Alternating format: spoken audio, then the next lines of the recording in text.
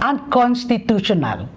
Ito ang controversial na July 25 unanimous decision ng Korte Suprema sa usaping impeachment ni Vice President Sara Duterte. Pero imbis na matuldukan ng highest judicial body kung itutuloy pa ba ang impeachment trial o hindi na, ay mas parang nagbula ng mas maraming tanong at pagdududa. Maraming activist groups, lawyers groups, and even former justices of the Supreme Court ang namahagi ng maaanghang na kritisismo laban sa desisyon ng Korte Suprema. Yan ang pag-uusapan natin ngayong araw. Maalam na pagbati, Pilipinas. Ako po si Inday Espina Varona. You're watching the latest episode of Alam Analysis. At kasama natin ngayon, dalawang batikang abogado. Attorney Nery Colmenares ng NUPL or the National Union of People's Lawyers. And si Attorney Theodore Ted Te, kaibigan natin, na interim chair ng FLAG o Free Legal Assistance Group. Maalam na pagbati sa inyo. Sige, unahin natin dahil ang pinakahuli ay pag-archive ng Senado nung impeachment trial. Ano exactly ang in-archive nila? Of course, they only know what they meant by archive, but in legislative terms, pag in-archive mo yung isang bill, for example, nilagay mo siya sa gilid at hindi siya matatackle for this Congress. Siguro they would need a motion to revive the impeachment case, and they will vote on it again whether or not to revive the impeachment case kung in-archive nila para ma-resurrect, mabalik ulit sa order of business ng Senado. Ang problema ko lang dyan, the impeachment court has been convened, so I don't even know if they were acting as an impeachment court. Were they acting as the Senate, di ba? They're probably using the legislative term rather than the impeachment court, trial court term. Ted, so if and when the Supreme Court, let's say, turns around and makes new decision, will the Senate also be obligated to, say, lift this archiving thing that they did? Katulad ni Nery, no, ang nasundan ko lang talaga ano yung ibig sabihin ng archiving as far as the senators are concerned. Kasi kung titingnan natin sa mga criminal cases, for example, ibang ibig sabihin ng archive. No? Agree ako dun sa sinabi ni Nery na parang isinantabi muna, at I think the intention was really to give an opportunity for the court to change its mind in the hope that the judgment, the decision that it rendered last week could still be modified, reversed, no, overturned, and so that hindi maging moot yung motion for reconsideration, no. Pero katulad din ni Nery, nagtataka din ako kung in what capacity ginawa ng Senado at kung may diferensya ba. Dahil hindi ko napansin na they were referring to themselves as the impeachment court, no? And they were really just talking about themselves as the Senate. At hindi naman kasi siya legislative, no? Hindi legislative item yung impeachment complaint. It was really brought to the Senate as part of its duty under the Constitution bilang impeachment tribunal. Okay. Marami pa rin ang nalilito. Exactly what was unconstitutional daw, sabi ng Supreme Court doon sa ginawa ng House of Representatives. Siguro si Ted and then si Nery. Ang diniklara na unconstitutional at null and void ay yung tinatawag na pang-apat, no, na impeachment complaint. At nakabatay yung judgment, yung decision na yon doon sa finding ng korte na ito ay lumabag doon sa 1-year ban, no, on filing subsequent or multiple impeachment complaints. Of course, yung finding na yan ay nakaugat din dun sa earlier reasoning ng court na kung saan tinago ng korte ang pagkakaintindi ng dalawang kaso na sa ngayon ay hindi na nag-exist, no, yung Francisco at yung Gutierrez, no. So yun yung pinaka-desisyon ng korte, no. Okay. Neri, galing ka na sa Kongreso, no? I think, and you've participated in, I think, in Oh, Estrada? seven impeachment complaints, Seven including the ones we lost. Okay.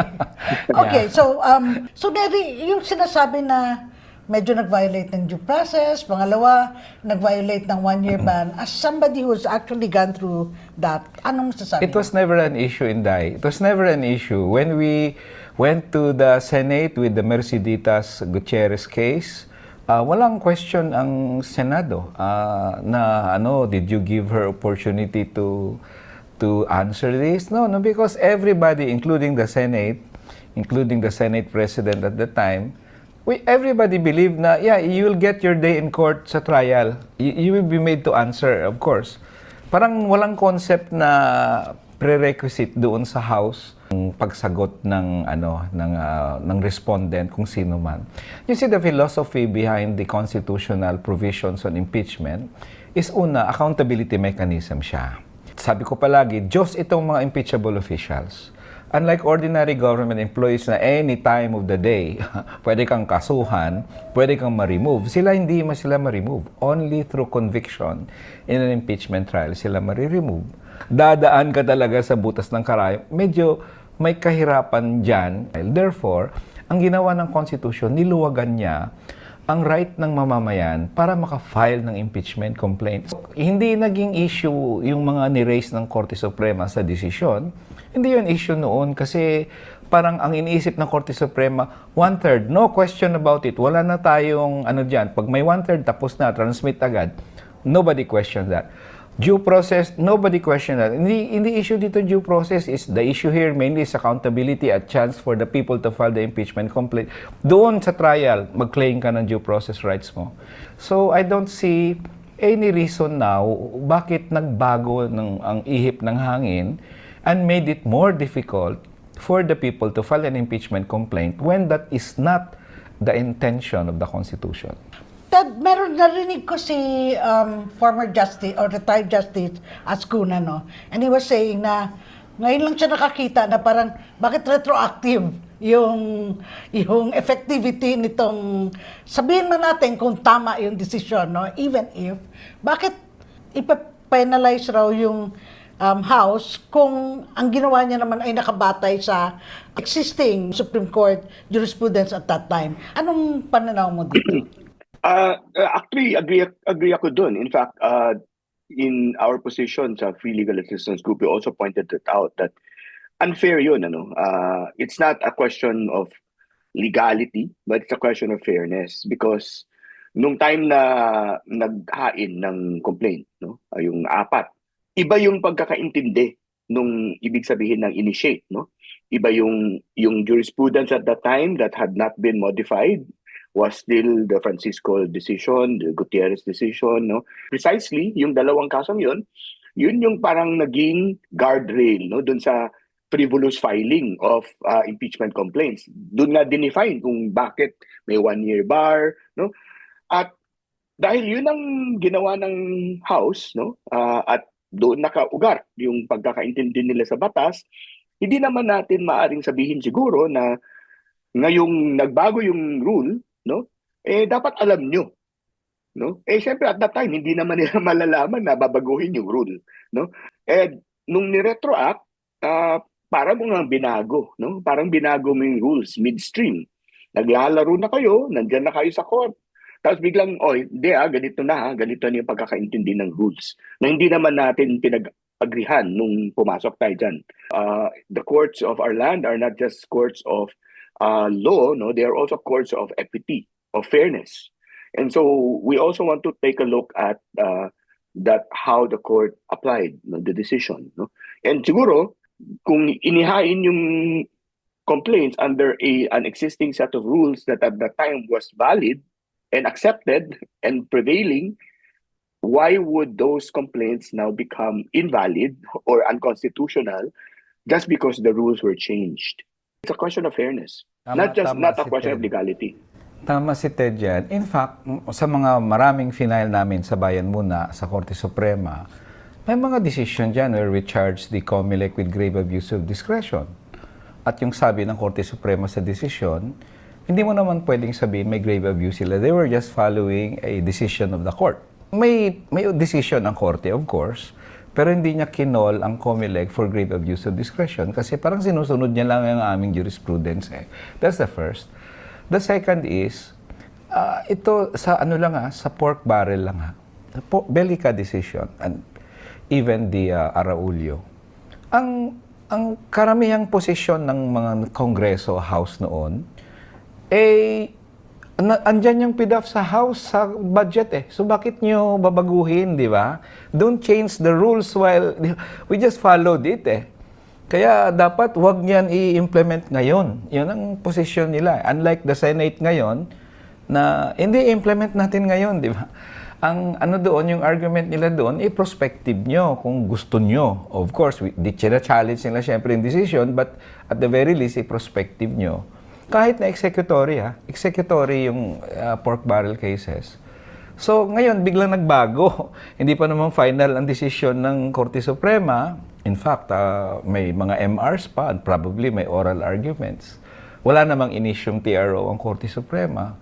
Bigla naman silang on the other side ngayon na binilisan na desisyonan even if may MR pa dito sa kaso. So in any case, they could have argued, the Senate could have argued na, this is the rule, this is the Constitution, this is jurisprudence, and this has been the tradition of all impeachment trials. So we will assert the sole authority of the Senate to try impeachment cases.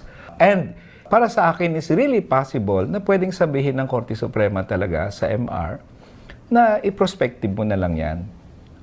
For me, I'm hoping against hope na pwedeng sabihin pa rin ng Korte Suprema kasi bibuelta sa kanila yon pag ginawa nilang retroactive yon sa marami nilang desisyon na they didn't find any grave abuse of discretion sa mga ahensya ng gobyerno that merely followed their decisions. Okay. Neri, wala namang, kahit sabihin pa natin separation of power and all that, wala naman talagang impeachment nangyayari na walang basbas ng executive Meron ba?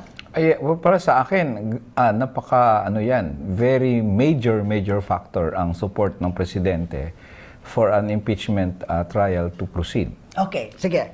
So doon na tayo. Sa kahaba-haba ng Quadcom, kung ano man yung mga hearing sa House of Representatives na isang taon, ang drama at lahat, nag-file ng impeachment.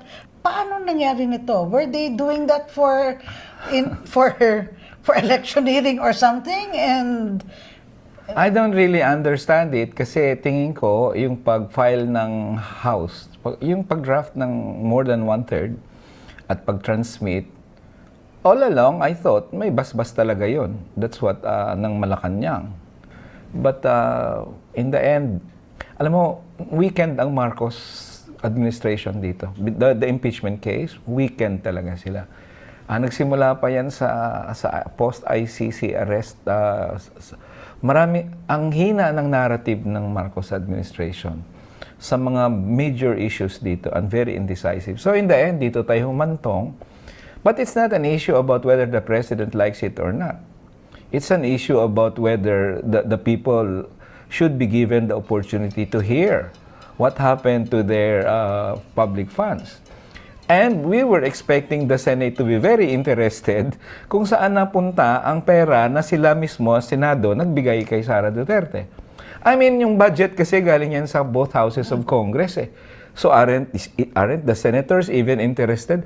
We gave you 612 million pesos as DepEd, etc. Saan mo ginastos yun?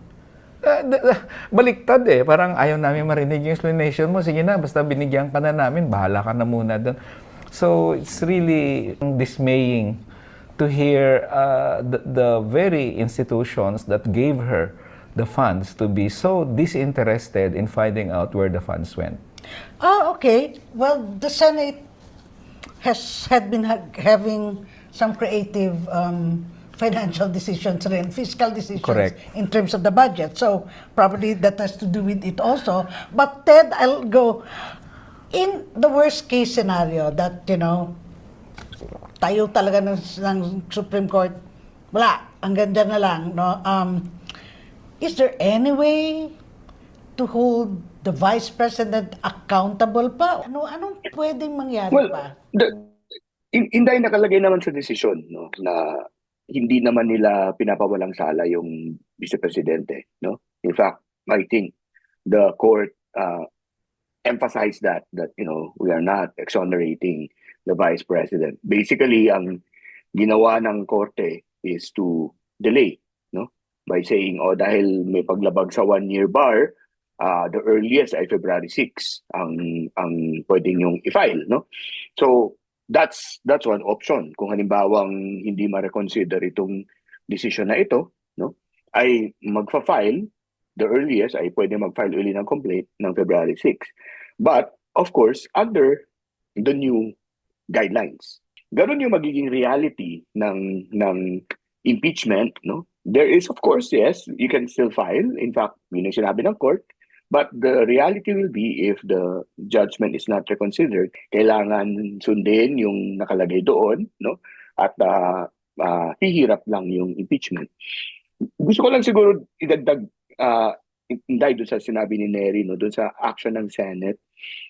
Malaking pagkakaiba yung stance ng Senado, itong Senadong ito, 19th, and then entering the 20th, well, starting with the 20th, no, with previous senates as impeachment courts or tribunals, no. Dito kasi talagang itong Senado ay talagang basically hindi pinaglaban yung kanilang independence, no. And in fact, that could have been the position taken by the Senate, no, with the petition filed by the Vice President, that it could have asserted its institutional independence to, under the Constitution, to try and decide all cases, no? Malinaw yon dahil binigay sa kanila yon, hindi binigay sa House, binigay sa kanila yon. And but because they did not, no, they basically just waited for the court to say, ito mangyayari, at kagyat, no, tinanggap, no. So parang naging yung adversarial process, no, sumali sila dun sa isang kampo.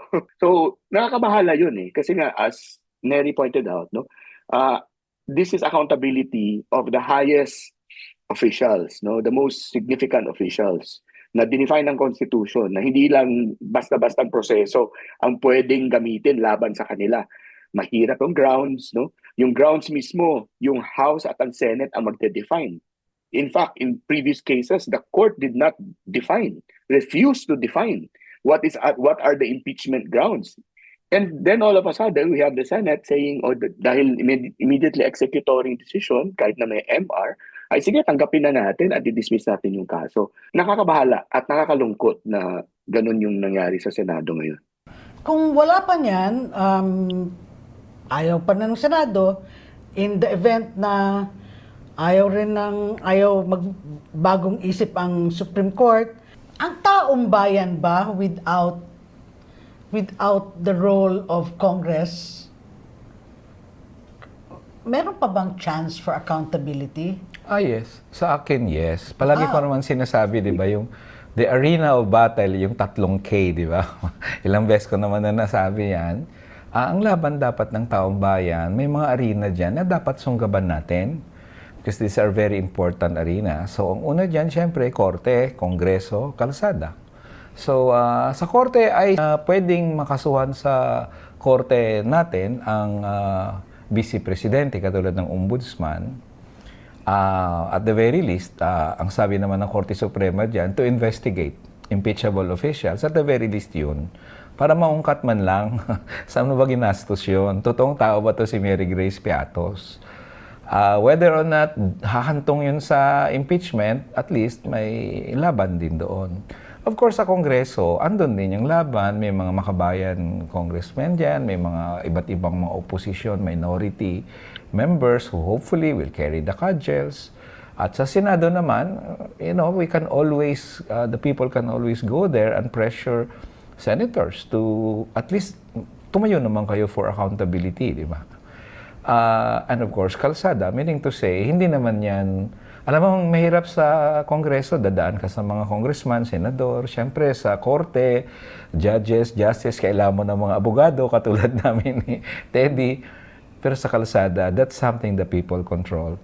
Nobody controls the streets except the people. And for me, ang larangan ng protesta at paglabas ng hinaing, open talaga sa taong bayan, whatever the decision of any agency or anybody. So sa akin, bukas yun. And in fact, this probably foreclosed the other two arenas, kung baga, sa mamamayan who want to demand accountability. Binuksan talaga at sinabing sa protesta, ilabas yung hinaing to hold your public officials accountable. Okay. Maybe agree ako doon sa sinabi ni Neri, but maybe one other office, no, that can also be very significant is the ombudsman. You know, we are dealing with right now there's a vacancy in the ombudsman. May acting ombudsman tayo, special prosecutor, who was a former presiding justice of the Court of Appeals. Maraming nag-aspire, no, for ombudsman, including some surprising names, no, an incumbent Supreme Court Justice, a recently retired Supreme Court Justice, Secretary of Justice himself, no? Malaki yung pwedeng gawin, no, ng isang ombudsman na malinaw sa kanya yung mandato niya. Dahil ang mandato ng ombudsman ay really accountability, no? Yung usapin kasi ng impeachment, it is a political process where the verdict is really on fitness to continue in office, not liability, no, for crime or any misconduct.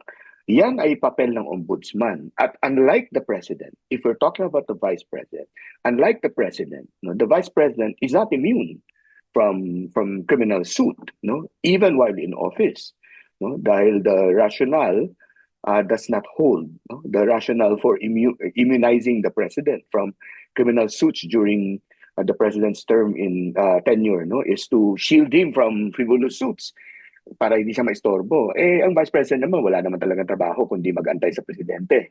So, that rationale really does not hold, no? And so, sa tingin ko, magiging significant, no, yung search for a new ombudsman and the appointment by the president of who the ombudsman will be, no? That will probably signal kung saan niya nakikita itong prosesong ito. Kasi kung sa tingin nga niya, katulad ng sinabi ni Neri, hindi naman niya sineryoso tong impeachment route, no? Seryosohin ba niya yung ombudsman route, no? Wherein ang tanging issue ay graft and corruption, no? Siyempre, ironic yun when we mention it in relation to the Marcos name or the Marcos brand, no? But of course, as an institution, the ombudsman is also an important accountability measure. So I will be watching out. Sino kaya magiging ombudsman natin, bagong ombudsman natin? Kasi may factor yan, no? Pwede niyang dalhin yung bola, no, from the Quadcom kasi meron na mga nahanap ang Quadcom, no. In fact, pwede na niyang ituloy yon habang wala pang impeachment dahil hindi naman necessarily incompatible yung dalawa.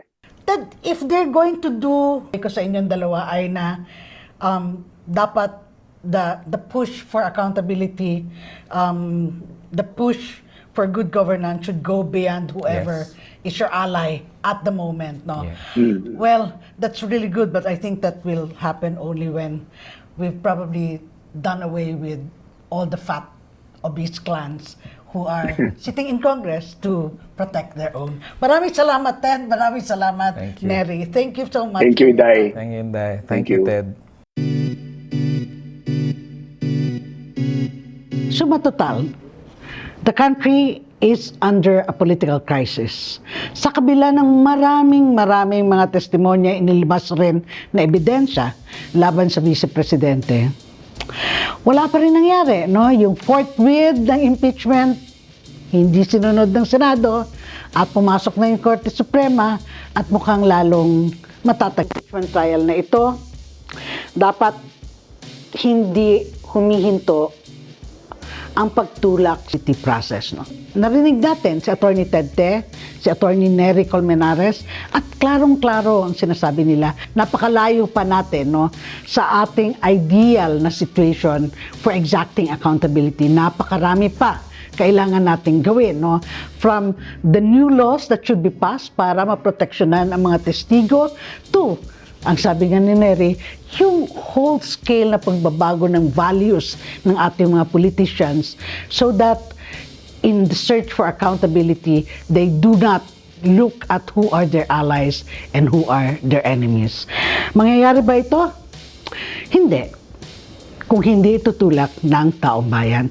Sa totoo lang, taong bayan lang ang makakatulak sa ating mga politiko. How we do that is up for grabs. Hanggang sa susunod po na episode ng Alam Analysis, ako po si Inday Espina Varona.